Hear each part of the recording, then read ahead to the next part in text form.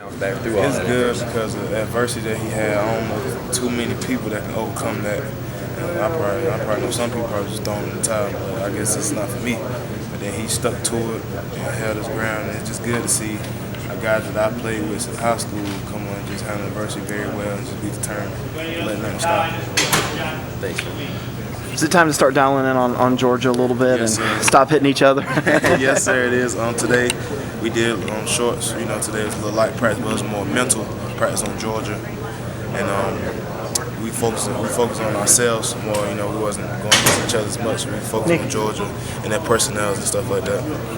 Is it good that your coach mentioned the other day that light at the end of the tunnel is now there? You can see Georgia. Is it good to kind of think, as you get here today, that it's obviously this is your focus? It feels good, but to me, I told Brady them, I said this year camp felt like it went by so much faster than it did the previous camp.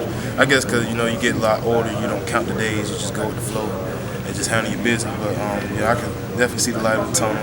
And I woke up this morning like, wow, next week is game day. And it's crazy how fast it came. Is it help you focus in knowing that you've got guys like Todd Gurley, Marshall, Aaron Murray waiting at the end of 2 weeks? It makes you change your attitude. We're not opening up against a Furman, somebody like that. We open against a powerhouse team. And to be the best, you have to play against the best, and that's what we want to be. And we having guys. I'm sure that we're gonna have some guys like TiGeRNet and Wayne and them. How they run, they similar style, just like them. That's gonna help us throughout this week and get prepared for them. Have you been able to watch any film of Georgia so far in the offense last year? And what do you see out of those guys? With the iPads that we have, we get to watch film on them anytime we want to. And with them, Gurley is a strong back. I didn't realize how fast he was until I watched the film. And then DJ, with them being North Carolina guys, they telling us like, yeah, he's a track star. And I seen against the Florida game, he bounced it out and almost outran the whole team. And Marshall, straight line fast guy. You have to make him run sideline to sideline. And Gurley, you just got to hit him before he get his momentum run. Because when he gets momentum run, it's going to be hard to stop because he's a big guy. Do you feel like you have to do anything special defensively to stop those sweeps that they like to do to kind of bounce him outside with that speed? No, it's just handling your business. It's just do what we know how to do and play physical like we did against LSU. And just do what we got to do and just show it like enthusiasm. Just be happy for the game because it's going to be a big crowd and things like that. We can't let the crowd affect our play, but just play as one and just be physical. How important will it be for you guys at defensive tackle to get pressure on Murray up the middle rather than just relying on the edge guys? It'd be very important because we know he's a great quarterback himself over there at Georgia. And, he can run the ball too, so we got to keep him in the pocket as well. But to get pressure on him early, we watched South Carolina game and kind of threw off their rhythm. And that's what we have to do, get pressure. The thing is, your coach says your strength obviously is the tackles. Same said about Georgia centers and guards. It looks like it's strength on strength. It is veteran going on, veteran group going on, veteran group. They have everybody on their offensive line back. I think the center, number 61, Andrew, right like they bell cow. Without them, I think they won't have no line. They have two good guards.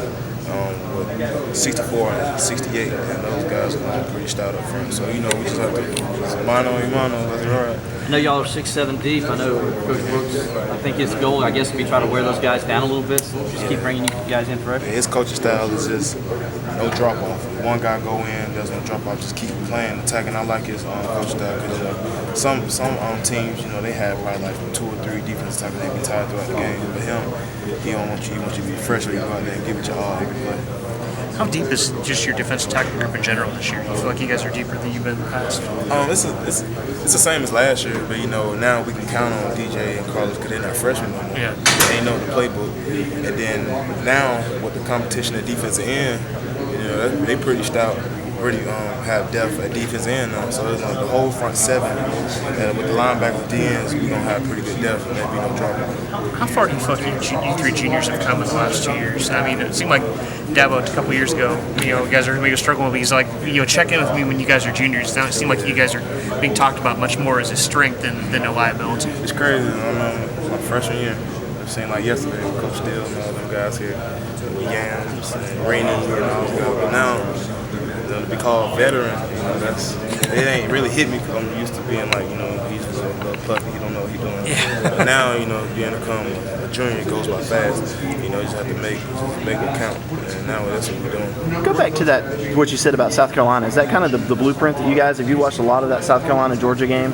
We have the South Carolina game. They intimidate them from kickoff. Yeah. And, you know, in some other games, Georgia just been overpowering guys.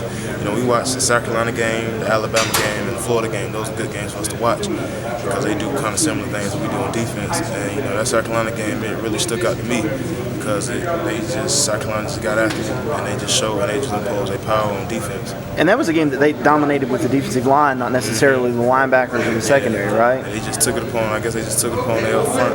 They just, I guess, we're just going to take over this game, and it showed in that film.